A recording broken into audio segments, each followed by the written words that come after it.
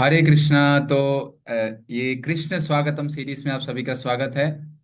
और आज के सत्र में हम विशेष चर्चा करेंगे किस प्रकार से भगवान को हमारे जीवन में स्वागत करना है, और वृंदावन के ब्रजवासी किस प्रकार से भगवान की स्वागत करते थे। हाँ। कृष्णाय वासुदेवाय देवकी नंदनाय च नंद गोप कुमाराय गोविंदाय नमः। वृंदावन के ब्रजवासियों के जो प्रमुख चिंतन थे, प्रत्येक समय में, प्रत्येक मुहूर्त में, प्रत्येक सेकंड में, वो है केवल कृष्ण। और विशेष करके भगवान की जो बाल्य लीलाएं हैं, हाँ, वो सबसे मधुर कहा गया है। और आध्यात्म जगत में विशेष करके हमें नोट करना है कि जड़ वस्तु भी चेतन होता है और चेतन वस्तु भी चेतन होता है। यानी कि मान लीजिए हमारे घर में, आप बोलेंगे ग्लास बोलता है क्या? नहीं बोलता। चटाई बोलता है क्या? नहीं बोलता है। लेकिन आज के सत्र में हम चर्चा करेंगे किस प्रकार से प्रत्येक वस्तु के साथ हमारा संबंध है। और इसलिए संबंध है क्योंकि कृष्ण की सेवा में लग रहे हैं। हर एक प्रकृति का हर एक वस्तु, जब गीता में हमने श्रवण किया कि कण कण में भगवान की उपस्थिति है, यानी कि भगवान से संबंधित है। और जो भगवान के साथ संबंधित है, वो हमारे लिए पूजनीय है, हमारे लिए सम्मानजनक है। और भगवान की बाल्य लीला, विशेष करके जो माखन चोर लीला जो भगवान करते थे। एक बार की बात है कि वृंदावन के सारे ब्रजवासियां ये भगवान कृष्ण के माखन चोरी से बहुत परेशान थे। नाना प्रकार के उपद्रव मचा के रखे थे भगवान ने। हाँ? पहले तो सखाओं को बुलाते थे, फिर बंदरों को बुलाते थे, फिर नाना प्रकार के पूरे ध्वंस करके नुकसान भी कर देते थे। बोलते अरे ये खा के तो जाता है लेकिन नुकसान भी करके जाता है। तो एक बार की बात है, पूरे वृंदावन के ब्रजवासियां परेशान थे। बोले अब इनको पकड़ा जाए। और और जब वो कंप्लेंट लाकर जब यशोदा मैया के पास आते थे, तो यशोदा मैया बोलती थी नहीं, मेरा लाला तो, हाँ, मेरा लाला तो ऐसा ऐसा क्यों करेगा? क्या नंद बाबा के पास माखन की कमी है? हाँ, 9 लाख गैया हैं जिसके पास, उसके पास क्या माखन और मिश्री और दूध दही की कमी है? बोले नहीं। वृंदावन के ब्रजवासियां गोपियां बोले अब इसको रंगे हाथों पकड़ना पड़ेगा, अब इसको रंगे हाथों पकड़ना पड़ेगा। तो उन्होंने क्या किया? बोले कि उनके दरवाजों में, रातों रात दरवाजों में छोटे छोटे घंटियां लगा दी। बोले अगली बार जब ये आए तो क्या होगा, पकड़ा जाएगा। और जैसे ही दरवाजे को टच करेगा, सारे घंटियां बजेंगे। और घंटियां बजेंगे तो हम इसको रंगे हाथों पकड़ेंगे। और फिर हाथ पकड़कर, बांध कर यशोदा मैया के पास ले जाएंगे। रातों रात वृंदावन के सारे सारे दरवाजों में घंटियां लगा दी गई। और अगले दिन कृष्ण अपने डोलियों के साथ चले, और सखाओं के साथ जा रहे, जहां देख रहे वहां घंटी है। सखा बोल रहे हैं, मधुमंगल बोल रहे हैं, बोले अरे लाला, क्या किया जाए? बोले नहीं, दूसरे घर में चलते चलो। दूसरे घर में गए, वहां पर भी घंटी लगी हुई है। तीसरे घर में गए, वहां पर भी घंटी लगी हुई है। ऐसे देखते देखते गए। कृष्ण समझ गए, बोले ये बहुत बड़ा षड्यंत्र रचा गया हमारे लिए, हमको पकड़े जाने के लिए रखा गया है। उन्होंने एक इशारा किया, सारे घंटियों को मन ही मन बता दिए, क्योंकि वहां पर भगवत्ता का प्रदर्शन तो करना नहीं था। और सर्वस्य चाहम हृदि सन्निविष्टो मत्त स्मृति ज्ञानम अपोहनम च वेदैश्च सर्वैर अहमेव वेद्यो वेदांत कृतेव विधियेव चाहम। प्रत्येक जीवात्मा के अंदर बैठे हैं, प्रत्येक कण कण के अंदर बैठे हैं, वो घंटी के अंदर भी है। घंटी के देवता को बोले ध्यान से सुनना, अब बजना नहीं। मुझे मेरे सारे सखाओं को माखन खिलाना है, मिश्री खिलाना है। घंटी के देवता बोले जो आज्ञा गुरुदेव, जो आज्ञा महाप्रभु, जो आज्ञा जो आज्ञा कृष्ण। मन ही मन ये ट्रांजैक्शन हो गया। और फिर अपने सखाओं को इशारे के बोले चलो कुछ नहीं होगा। दरवाजा दरवाजा खोल दिए। घंटी बजी नहीं। आश्चर्यचकित, जिनके इशारों से सूर्य देवता और चंद्र देवता डर के, सूर्य तपसी मत भयात। सूर्य और चंद्र भगवान के भय से उदय और अस्त होते हैं। कभी भी लेट नहीं हुए आज तक। हम भले ही लेट उठ जाते हैं, कभी कभार जपा में ज्वाइन नहीं कर पाते हैं। कभी कभार बोलते ठीक है संडे का दिन है क्या करें। संडे का दिन है, थोड़ा आराम करने का दिन है। मृत्यु संडे या मंडे ढूंढ के नहीं आने वाली है। मृत्यु जो आने वाली है वो संडे संडे को नहीं आने वाली, ऐसा नहीं है। कभी भी आ सकती है, दिन में रात में।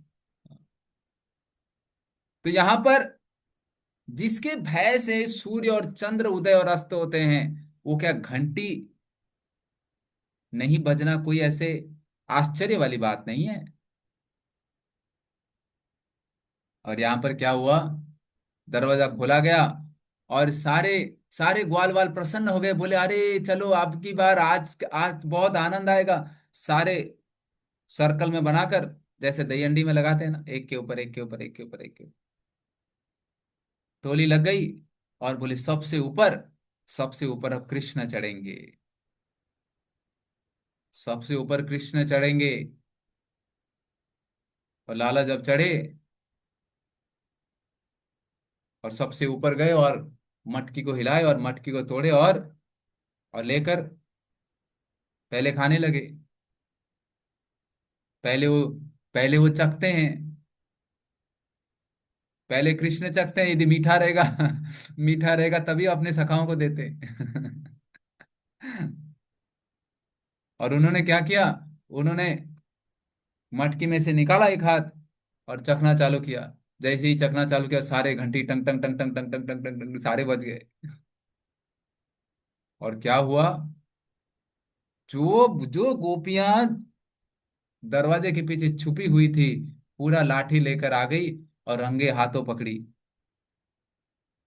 सारे सखा बोले अरे कृष्णा क्या है ये, हमारा तो पूरा फजीती करा दिया इसने तो आज। पूरा बेइज्जती हो गई। सब कुछ होने के पश्चात कृष्ण बोले, मन ही मन सोचने लगे अरे ये कैसा दुस्साहस। आज तक आज तक पूरे 14 लोकों में किसने ऐसा दुस्साहस नहीं किया घंटी के देवता को।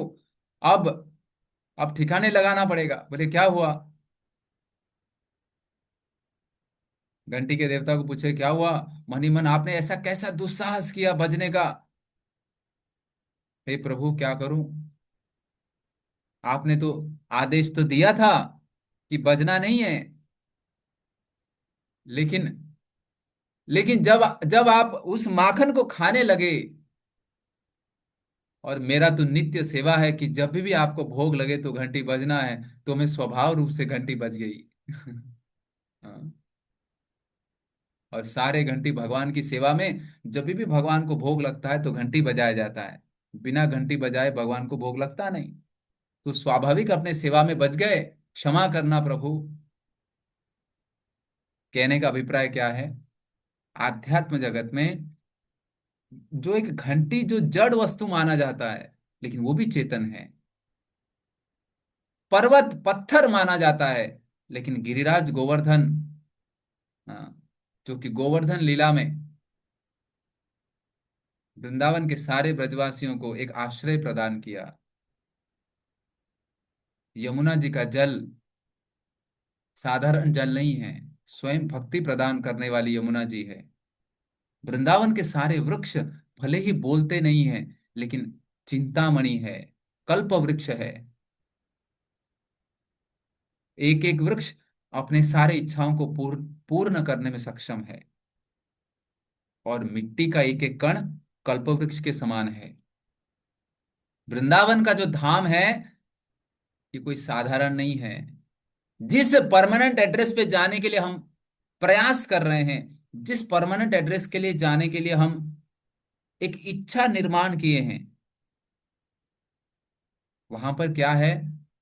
बोलते हैं, चलना एक नृत्य है, बोलना एक गीत है, और सेवा जो है निस्वार्थ सेवा है।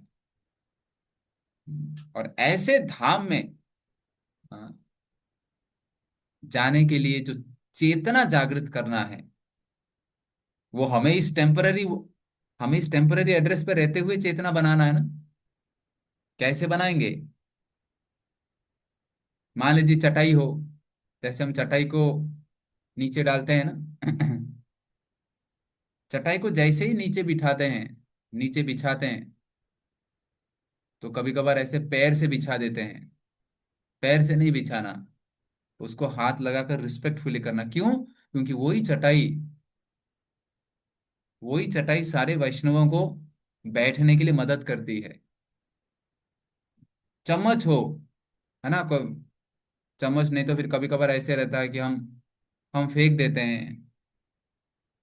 हाँ, कभी कभार बर्तन होते हैं तो हम ऐसे ही जस्ट, लेकिन हर एक वस्तु जो है वो भगवान से संबंधित है, भगवान की सेवा में है। तो इसके लिए हमें सम्मान करते हुए उसका आदर करना चाहिए। और इस प्रकार से जब चेतना हो, जड़ वस्तु को तो हम सम्मान देंगे ही देंगे, लेकिन साथ ही साथ चेतन वस्तु को, ये संसार में जितने भी, चाहे कोई मनुष्य के शरीर में हो, चाहे कोई पशु के शरीर में हो, चाहे कोई वृक्ष के शरीर में हो, हम हर किसी को सम्मान देने में सक्षम होंगे। और जब ऐसा दृष्टि आएगा, तब जाकर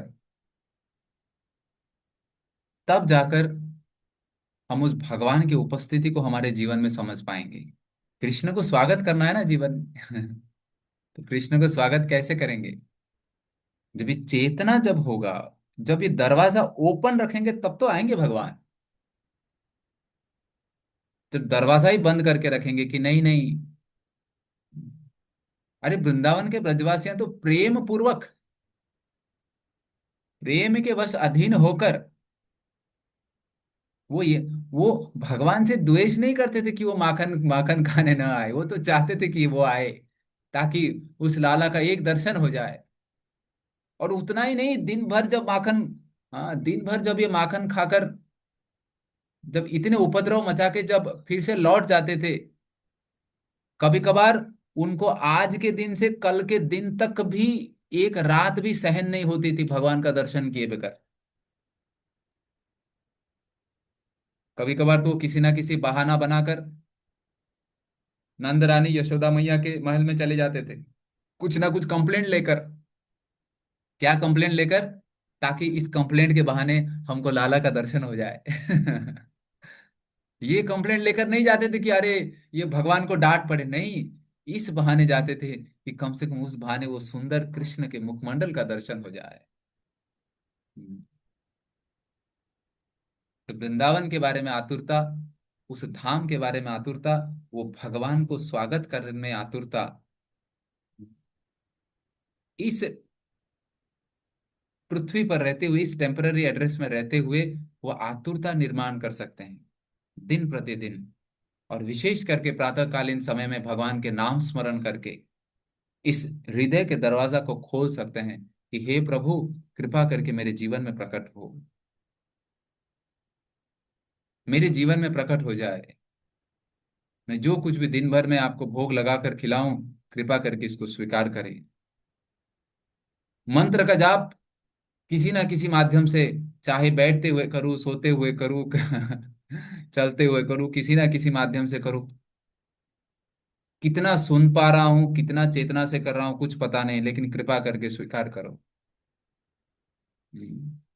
और जितना हो सके उतना प्रातःकालीन समय में उठकर जप करने का प्रयास करें। क्यों? क्योंकि भगवान को दिन के शुरुआत में ही बता दें कि मुझे आपकी जरूरत है, मेरे हृदय में आपका स्वागत है। इस प्रकार से चलिए इस चेतना के साथ आज के दिन को प्रारंभ करते हैं और भगवान को हमारे जीवन में स्वागत करते हैं। हरे कृष्णा।